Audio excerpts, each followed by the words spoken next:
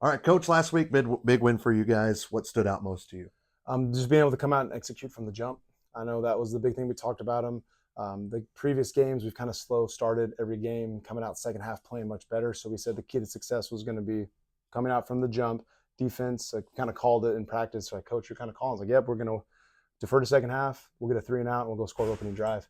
And so it just happened to work out that way. But again, the mentality is whoever's up first, take care of business. Next team's up. Really looked like you guys were working on all cylinders. Would you agree? Absolutely. Yep. There's a few things here and there that just didn't click right on some of the passing schemes. But when that being said, when the run game is working so well, and I know smiling at Owen Rand, he was kind of itching and ready to run and gun, and he was able to do some of that. But when you got Reed Ryder and Hicks, that'll break one for 60, 70 yards, Yeah, and it's like, oh, we're going to stick with the run for a while. for sure. So. The sophomores still continue to amaze us.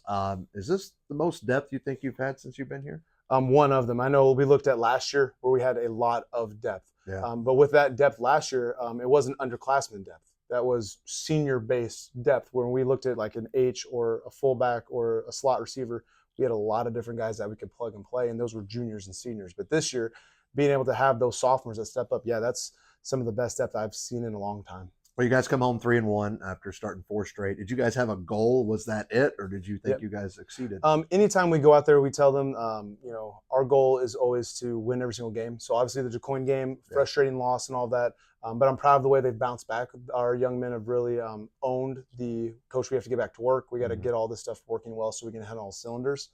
So I'm proud of our team. 3-1. It's a good start. Is it exactly where we wanted to be? Absolutely not. We're pretty selfish when it comes to winning. Everybody wants to win. We're super competitive, but we've competed in the right way and put ourselves in a good position. We healthy? Healthy, yes. We got a couple nicks and dings here, but we've gotten some of the guys back. I think we talked about that last week. After post game, we were able to get like a Colton Wheeler back from a sprain, so we're healthy. Massacs 1-3. What's been their early struggles, you think? I think it is probably a little bit of team chemistry. I see that. I think their numbers are far down. Looking at the roster, they don't have a lot of depth. So they have a lot of two-way players, so their quarterback, their receivers, their running backs, they're all going over to the other side of the ball and playing the exact same number of reps each way. So depth is killing them right now. I know their weapons right now are 12 and 5 for receiver. Let's get him out on the loose, give it to him, and kind of that 50-50 jump ball, but he turns that way more into like a 60 or 70% jump ball. He comes down a lot of times with it. So what do we think we'll see mostly offensively for them? Offensively, I think you're going to see a lot of targeting towards 5 and 12. Screen game, short passing, deep passing. They've shown us a lot of that. They can run, and they will run, but the run is to complement their passing.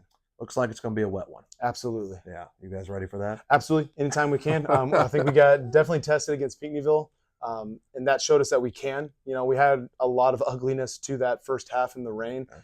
But we were able to come back out and go. I know that we love to throw the ball. We have good receivers and quarterback.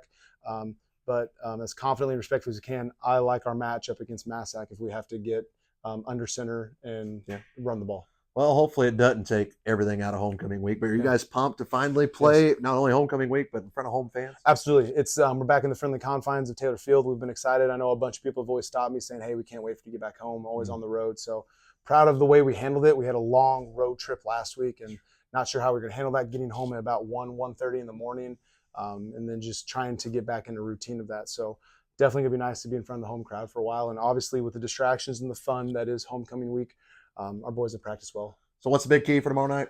Like it is every week. I think Jamal asked me one time, what's the key for it all? And it was one word, just execute. Just come out and execute, whether it's dry, wet, doesn't matter. If we execute what we want to do, we're going to put ourselves in a really good position. Thanks for the time. Absolutely. Thank you guys.